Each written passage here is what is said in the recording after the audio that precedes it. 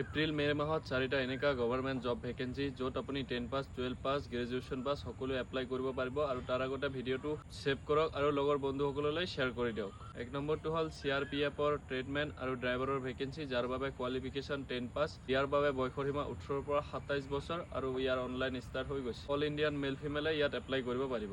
আৰু 2 নম্বৰটো হ'ল SSB constable, head constable, ASI, SI সকলৰ বাবে আৰু ইয়াৰ বাবে কোৱালিফিকেশ্যন 10 পাছ 12 পাছ আৰু গ্ৰেজুৱেশ্যন পাছ সকলো এপ্লাই কৰিব পাৰিব আৰু ইয়াৰ লাষ্ট ডেট 20 এপ্ৰিল আৰু ইয়াৰ বাবে বয়সৰ সীমা 18ৰ পৰা 27 বছৰ। 3 নম্বৰটো হ'ল SSC ফেজ 14ৰ ভেকেঞ্চি যাৰ বাবে কোৱালিফিকেশ্যন 10 পাছ 12 পাছ গ্ৰেজুৱেশ্যন পাছ সকলো এপ্লাই কৰিব পাৰিব। ইয়াৰ বাবে বয়সৰ সীমা 18ৰ পৰা 35 বছৰ। ইয়াৰ অনলাইন ষ্টাৰ্ট হৈছে। 4 নম্বৰটো হ'ল BRO অৰ্থাৎ বৰ্ডাৰ ৰোড অৰ্গেনাইজেশ্যন। ইয়াৰ কোৱালিফিকেশ্যন 10 পাছ 12 পাছ আৰু ITI ডিপ্ল'মা সকলোৱে এপ্লাই কৰিব পাৰিব আৰু ইয়াৰ বয়সৰ সীমা 18ৰ পৰা 27 বছৰ আৰু ইয়াৰ অনলাইন ষ্টাৰ্ট হৈ গৈছে।